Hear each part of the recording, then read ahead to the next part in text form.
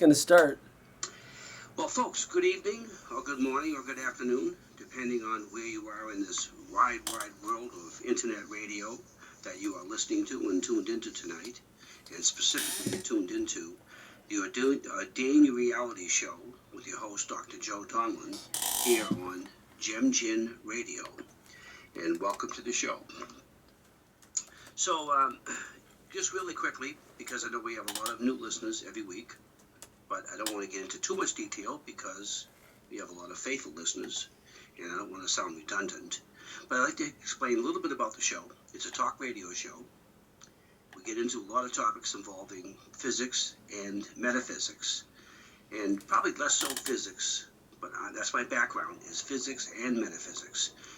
So I'm a scientist, and I've got some, obviously some technical background in those topics, which of course, obviously, lots of times get a little bit too detailed and a little bit too involved and a little bit too technical for most audiences. So we keep it very general. We keep it, high level, if you will. But at the same time, it is reality, and we need to be able to explain things. So when I talk about the metaphysics part of it, it's a very interesting phenomenon that is going on in the realm of both metaphysics and physics, and that is the two different disciplines are kind of merging together. Now, most of you know what physics are. Some of you, obviously listeners to this show, know what metaphysics are, but not everybody. So really, if you think about it, I'm going to break it down very quickly and easily for you.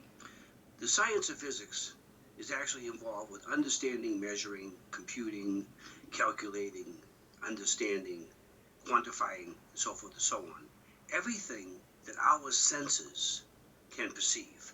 So in other words, if we can hear it, we can feel it, we can smell it, we can taste it, and we can see it. Okay, those are the five senses. So anything at all that impinges upon our senses, and by the way, whether directly or indirectly, and what I mean by indirectly is probably with the help of something else. In other words, we can't see some distant galaxy, millions and millions of light years past the Milky Way, but we can with telescopes. But once we can, now we see them with our eyes. We cannot detect, radar waves, but once we have the devices that can do it, then we become aware of it and we can see the results. So it's whether we see it directly or indirectly, and we keep on discovering, by the way, more and more things that we didn't know existed, but until we have the technology to build some type of a device to be able to detect it. And of course, we suspect something's there based on something else, and that's what we do. We kind of kept keep on building more and more devices. So that spectrum of what we call the real world continues to grow. Continues to grow with obviously both experimentation and actual discovery. But all of that we discover in the so-called, imagine quotes here, real world, falls under the umbrella of physics. In other words, we want to understand how all of that works. And of course, there are many different branches of physics, but we won't get into all of those. Now, so there's two schools of thought. One school of thought, of course, is that all that I just described is all that there is. In other words, if there is something, if it is real, then it exists. If it isn't, if it doesn't exist, it's not real, and therefore it's meaningless and not even worth talking about. That's one school of thought. And that really would be within the discipline of physics. Okay? They're not necessarily taking that position, but within physics, that's all we measure and all we think about. But there's this whole other discipline called metaphysics. And metaphysics deals with that which cannot be seen. It cannot be detected. That which is outside of the realm of the physical, yet exists. And you might call that the realm of the spiritual. And you might call that a lot of different things. You can call that part of the Akashic records that we talked about last week.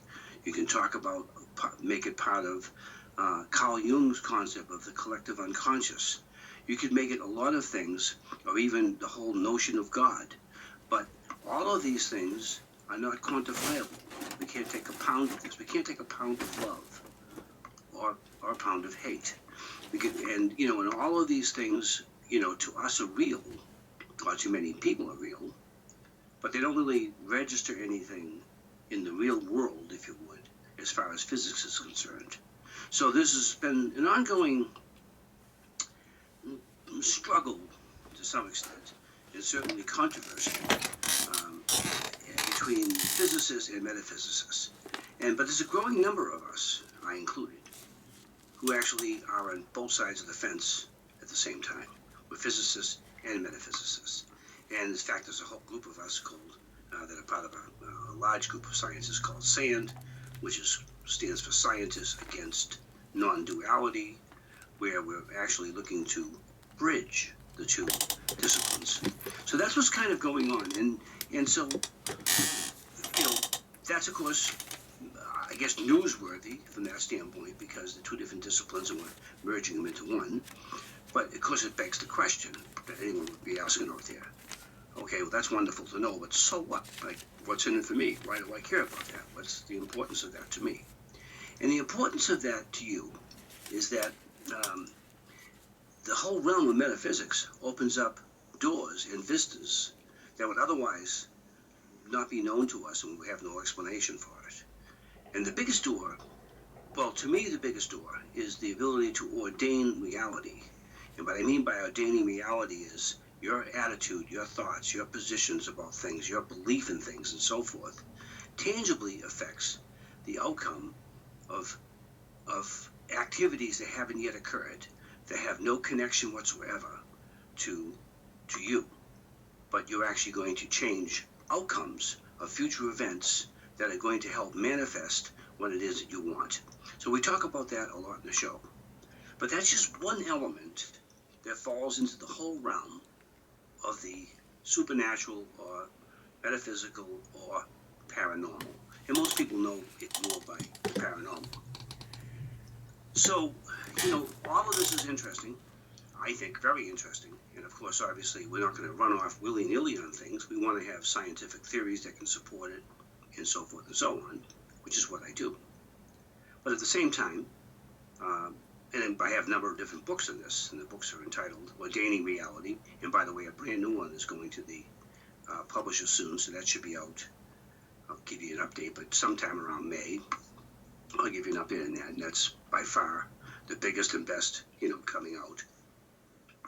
And but at any rate, so all of that's important and good to know. And again, as a scientist, one does not want to just take, an opinion on, a statement based on somebody's opinion. So we need to have scientific facts to kind of back it up. And I do that to some extent in the show.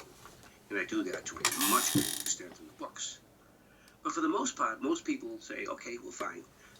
Again, how does that affect me? And what we do is we have guests on the show who can actually talk about some of these things. And some of these things, almost all of these things on the show that we talk about, are some aspect of the metaphysical in some realm. And basically, we look at them oftentimes as just paranormal, outside of the normal, outside of the physical.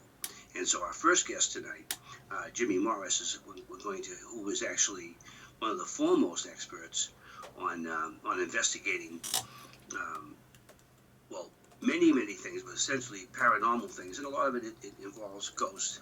He heads up one of the largest organizations in the country on that particular front, out of Texas, and he's got some interesting, fascinating stuff. And again, this is a person in his group, and he's one of the lead investigators in his own company that he founded, but that actually is trying to, debunk, if you would, all of the different cases that they're called into to come up with an explanation. So they're not going in there trying to invent something.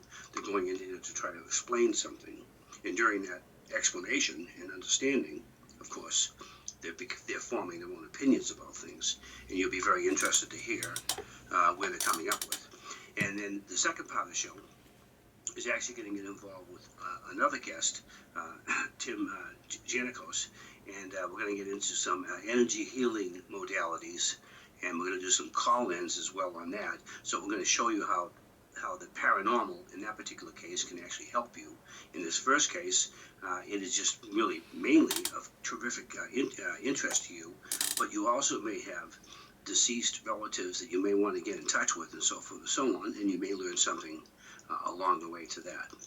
Now, again, I'm a scientist, and I'm not necessarily specifically endorsing any or all of these things, but there's many times I interject during the interview some scientific proof to support the, essentially the line of work, if you will, that my guests are in, which I think, adds a bit of element of veracity, if you would, to the topics that we talk about here at the show.